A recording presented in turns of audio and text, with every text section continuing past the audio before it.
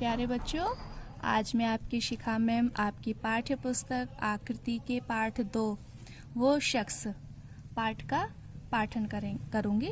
चलिए शुरू करते हैं। आपको मेरे साथ साथ इस पाठ का पाठन करना है। मैंने और मेरे ट्यूशन के दोस्तों ने पिछली ही रात को ही तय कर लिया था कि रविवार को सुबह सुबह ही गर्मी से छुटकारा पाने के लिए पुष्प विहार के चर्च वाले पार्क पर जाएंगे। गर्मियों की उस सुबह तेज हवा और उसके साथ उड़ रहे पेड़ के पत्ते सुकून पहुंचा रहे थे। हम सभी सुबह सुबह सही समय पर पार्क में मिले और एक बड़े से पेड़ के नीचे कुछ देर के लिए बैठ गए। अभी हम बैठे ही थे कि मुझे एक बेंच पर घुंघराले बालों वाला एक आदमी दिखा। उसकी लाल लाल आंखें उसका गुस्सा दिखा रही थी। उसका गोरा रंग भी उसके गुस्से को उभार रहा था। वो मुझे घूरने लगा। मैं जब से पार्क में आई थी वो तभी से वहां बैठा था और शायद तभी से मुझे घूर रहा था।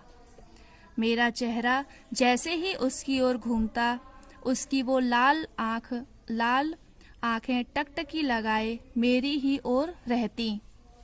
उसके कानों में वो बालियां जो उसके घुंघराले बालों से उलझी हुई थी, उसकी गहरी लाल आंखें और बड़े बड़े होठों ने मुझे डरने पर मजबूर कर दिया था। अब मैंने सोच ही लिया था कि अब उस ओर देखूंगी ही नहीं।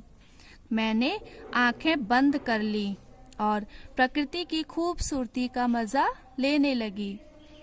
पेड़ के ऊपर रंग बिरंगी चिड़ियां, पार्क की सीमा पर लगी हुई झाड़ियों के फूल। बेशक उन फूलों में खुशबू नहीं थी, लेकिन वे अपनी खूबसूरती से किसी के भी मुरझाए हुए मन को खिला सकते थे। मेरा गुस्सा भी अब प्रकृति की बनावट को देखकर मानो गायब ही हो गया था।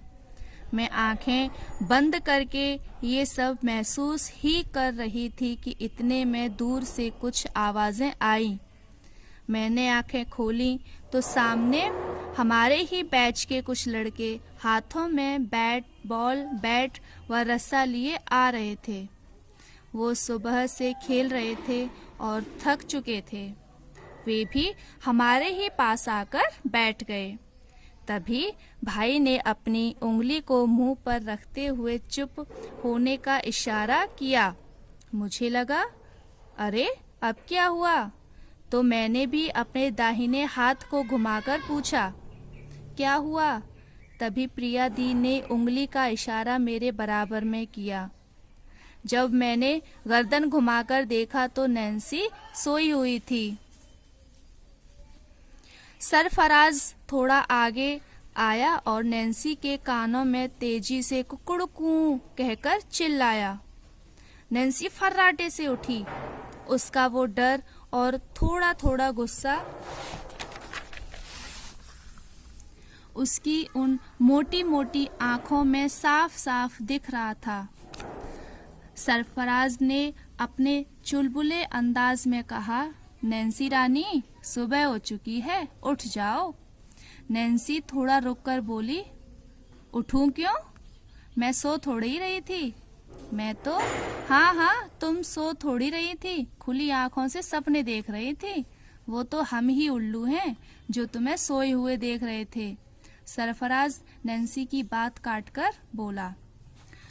सरफराज की उस चुलबुलाहट से सब हंस दिए। तभी भाई ने अपने हाथ की हथेली को सिर पर मारते हुए कहा, अरे चुप हो जाओ, तुम तो सब यूं ही लड़ते झगड़ते रहा करो।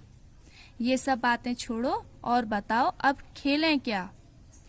चलो चलो भाई, आपका मनपसंद खेल आंख मिचोली खेलते हैं। जागृति अचानक से बोली, नहीं, तुम लोग यहाँ वहाँ दूर दूर भाग जाओगे, कोई भी पकड़ नहीं पाएगा। भैया ने चेहरा समेटे हुए कहा, तो भाई फिर रस्सा टापते हैं। सारे लड़कों ने तेजी से कहा, भैया अगर आज हमने रस्सा टापा तो घर अपने पैरों से नहीं जा पाएंगे और हाथ मुंह टूटेंगे सो अलग। भैया, मेरी मम्मी तो 2 रुपए भी मुश्किल से देती हैं। हाथ पैर टूटने पर पट्टी आपको ही करानी होगी। बस फिर क्या था। प्रीति ने लड़कों की इस बात पर डरपोक डरपोक कहकर चिढ़ाना शुरू कर दिया।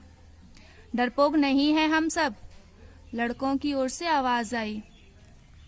अगर तुम डरपोक नहीं होते तो रस्सा टापने को मना नहीं करते। उन लोगों की ये नोक झोंक चल ही रही थी कि इतने में विशाल भाई के पीछे से भूरे रंग का कुत्ता भौं भौं करते हुए भागता हुआ आया। उस कुत्ते को यूं अचानक से प्रकट होता देखकर वहां पसरी पूरी मंडली उठकर भागने लगी और तितर बितर हो गई। कोई पटरी पर था तो कोई बेंच के ऊपर। तभी उस कुत्ते का मालिक मोती पुकारता हुआ आया और उसे गोद में उठाकर ले गया। उस कुत्ते का वो इंसानी नाम सुनकर सभी खुद को रोक नहीं पाए और पेट पकड़कर हंसने लगे।